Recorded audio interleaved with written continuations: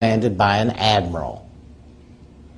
Now, what does an admiral know about ground troops? Nothing.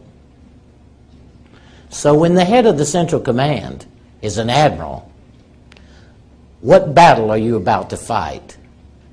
Well, air and sea. And you have 3 battle groups, 2 American, that's a carrier, 2 heavy cruisers, 2 light cruisers, a frigate, and tankers, and support. Usually 2 submarines for Guardian. You got 2 of them. And you have a British battle group sitting off the coast of Iran. What does that tell you about the changing face of time in prophecy? It's in the Bible. It's in the Quran. It's in the Samaritan mythologies. It's in the Canaanite myth on their religion. And it's us, and we're there. Interesting prospects about the end of time. Second, take a look at the earth. Global warming. The very moment that you accept it as a reality, regardless of who you think causes it, the change in face of time has just completely changed. It was the hottest, 2005 was the hottest year in a million years.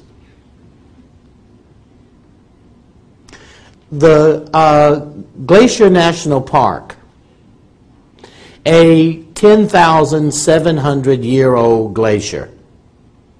Been there 10,700, 800 years. In 3 to 4 years from now, it'll be Glacier Lake National Park, because it will be gone. It won't exist.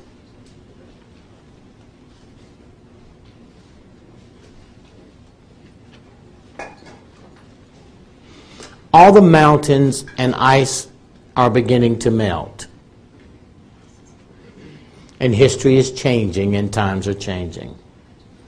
What does that mean to us?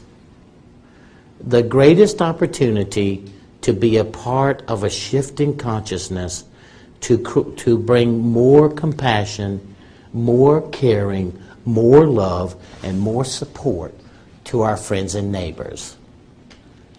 All the terrifying stuff, to me, only makes it more exciting, because you will never die. You are chosen to come to this world, and you chose to come to this world. End of story.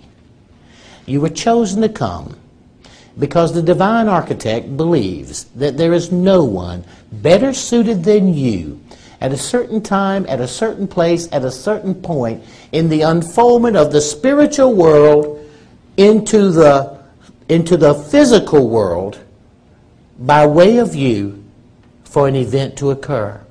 You are the divine system that a physical, spiritual matter, person, or being, or consciousness can move through you and manifest into this rock in the middle of a solar system. And you're here because they decided, as they're unfolding from that dimension of reality into this dimension of reality, there's nobody better than you to be able to execute that particular precise moment, whether it be once or 1,000 times, than you. So the fact that there may be anybody else on the earth just like you is 1 in 16 billion. Well, there's only 6 billion, 300 or 400 million suckers here. So guess what? You the one. So get over it. And stay out of your own way. Your biggest problem in the changing face of time is getting in your own way. Because you're all filled up with sin and guilt and evil and can't pay the rent and blah, blah, blah, blah. Well, you created those situations because the spiritual nature of life on earth is to create obstacles so that you can, in mental, emotional, and spiritually, figure out how to overcome them. I mean, all powerful spiritual beings are ADHD. They get bored really easy. They got to have something to do. Life is progression and growth and unfoldment and kindness and compassion and support. And that's the time that we're living in. The fact that myth doesn't work anymore. But science has brought forth a time frame that we have heard about in ancient stories and mythologies and legends from what we call heathen savages from centuries ago. But they knew it then too. We're only now discovering what they knew because we've advanced to a point to identify their past. Take it for instance, the Mayans. The Mayans wrote about, described, and carved Neptune in their understanding of the universe, and Pluto, and Charon, and Xena. 2600 BC, they knew this. They wrote it down, carved it in stone.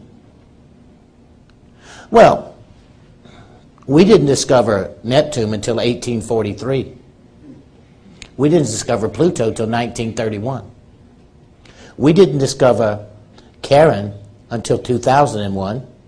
And we didn't discover Xena until 2003. Explain that to me. Think about it. Where are you going to go if that's true? Whatever you think right now about who you are and where you came from, and that's true, then who are you and where'd you come from? And do you believe the history that you've been told? Ain't going to happen, kids. The changing face of time. 2 hours from Houston and an hour and a half bus ride. And you will forget whatever you think you were told about how superior this civilization is, equal to any other civilization that came before this one. That's over. Done. The Mayans give us in the Western world the greatest opportunity to see the changing face in time because they were obsessed with it. Because in time, the Mayans created calendars that were so accurate that they rival any calendar, and they're more precise than any calendar that we've created in our entire history. The Mayans invented the zero. The zero. Western consciousness didn't discover the zero for another 1,000 years. And the Mayans invented the zero because they needed to calculate the precession of planets as they moved so that they could build buildings that would be celebrations of events 800 to 1,000 years into the future. You know when we learned how to do that? Sometime in the 70s. And we had calculators and computers and telescopes. They didn't have any of that, so it said.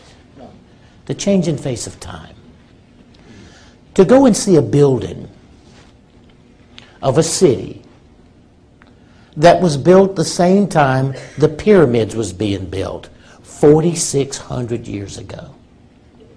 And to see a city in the jungle twice the size of Los Angeles, with pyramids and temples and structures bigger than Giza Plateau.